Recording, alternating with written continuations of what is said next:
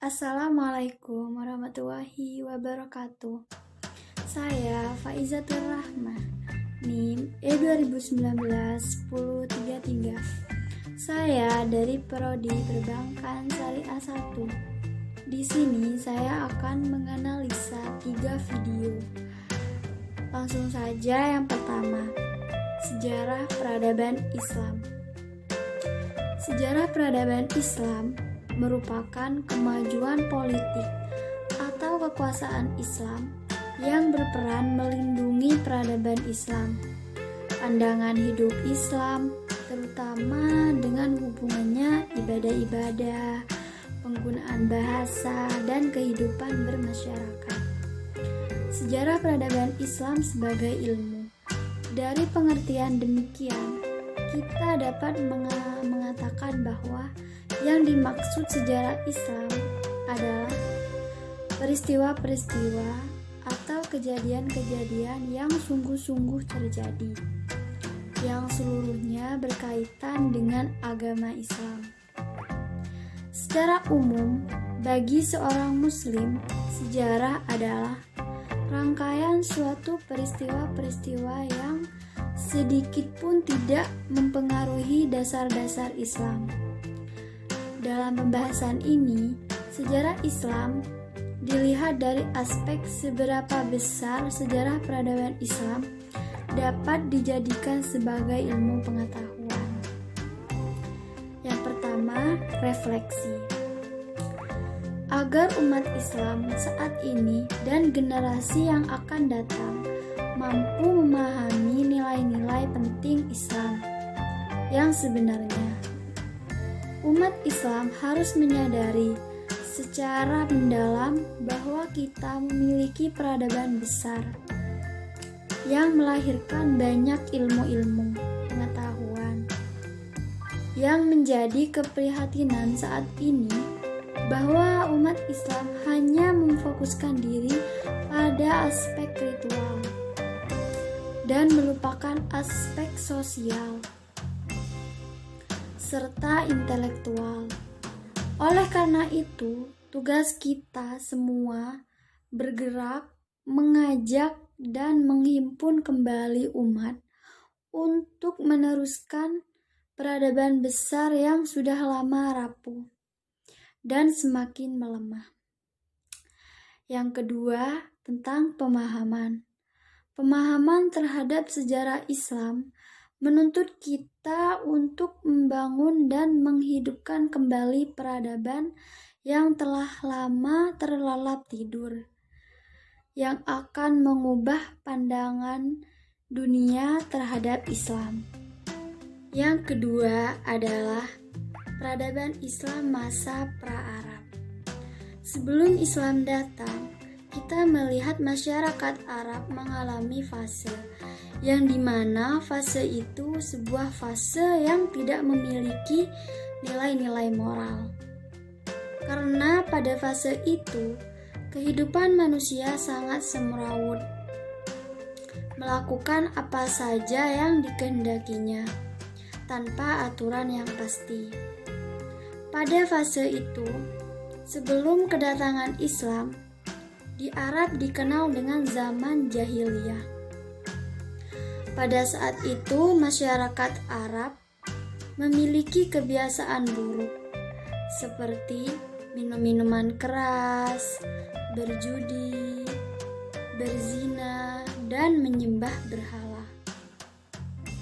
Bangsa Arab telah menganut berbagai macam agama, akhlak, adat istiadat, dan aturan sebelum Islam datang. Islam datang dengan membawa peradaban atau pembaruan di berbagai bidang, termasuk akhlak, hukum, serta aturan hidup. Kedua kepercayaan ini saling berbenturan dalam waktu yang lama. Butuh waktu yang sangat lama, Islam dapat diterima di kalangan masyarakat Arab. Karena keadaan jahiliyah telah melekat pada keseharian mereka, sehingga sangat sulit untuk melepas kebiasaan buruk mereka. Namun dengan waktu yang sangat singkat, Islam mulai diterima oleh kalangan masyarakat Arab karena ajaran agama Islam lebih relevan dengan kehidupan sehari-hari mereka. Karena itu, Islam mulai masuk di kalangan Arab dan kebiasaan jahiliyah mulai sudah luntur dari mereka.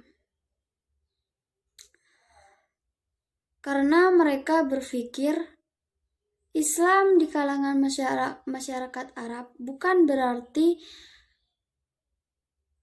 berpengaruh negatif, tetapi juga ada kebiasaan-kebiasaan positif, seperti hubungan mereka dengan suku-suku yang lain.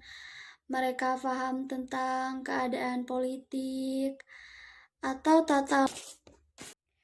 Yang ketiga adalah sejarah peradaban Islam pada masa Nabi Muhammad SAW. Sejak zaman Nabi Muhammad SAW, kebudayaan Islam berkembang secara terus-menerus. Jalan dengan perkembangan pemikiran dan meluasnya kekuatan politik dan daerah penganut Islam, terbentuk berbagai macam struktur dan lembaga-lembaga dalam politik.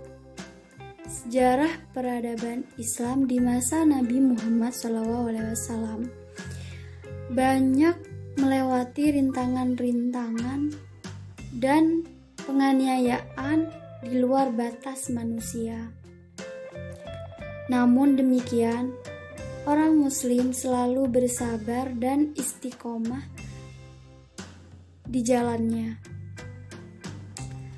Demikian juga dengan Nabi Muhammad selalu bersabar dan istiqomah dalam menyiarkan agama Islam dari periode Mekah hingga periode Madinah. Nabi Muhammad SAW bukan hanya sebagai seorang Rasulullah yang diutus untuk menyebarkan ajaran Islam, melainkan juga sebagai seorang panglima perang, serta seorang administrator yang cukup hanya dalam kurun waktu yang singkat. Rasulullah bisa menaklukkan seluruh jazirah Arab. Tiap tahunnya Rasulullah SAW melakukan 3 tahapan dakwah, yaitu yang pertama, yaitu pada awal mulanya Rasulullah SAW melakukan dakwah atau menyiarkan dakwah dengan sembunyi-sembunyi, yaitu pada awal mulanya Rasulullah SAW menampakkan Islam kepada orang yang dekat dengannya, yaitu anggota keluarga dan sahabat-sahabat beliau. Kedua, tahapan dakwah yang dilakukan Rasulullah adalah dengan secara terang-terangan, yaitu sekitar tahun 613 Masehi, 3 tahun setelah Islam disebarkan secara diam-diam, Muhammad mulai melakukan penyebaran Islam secara terbuka kepada masyarakat Mekah. Respon yang ia terima sangat keras. Ini disebabkan karena ajaran Islam yang beliau siarkan bertentangan dengan apa yang sudah ditanamkan di hati masyarakat Arab dan menjadi budaya mereka dan pola pikir masyarakat Arab saat itu. Yang ketiga, tahapan dakwah di luar Mekah. Dalam beberapa waktu, sampailah Islam ke penjuru Arab hingga ke Madinah. Islam di Madinah disambut baik oleh penduduk di sana, sehingga dakwah berhasil. Semua ketentuan Allah membuat Islam semakin bercahaya dan bersinar. Sekian yang bisa saya sampaikan, kurang lebihnya saya mohon maaf, dan apabila ada kata-kata yang kurang berkenan, mohon dimaafkan. Wassalamualaikum warahmatullahi wabarakatuh.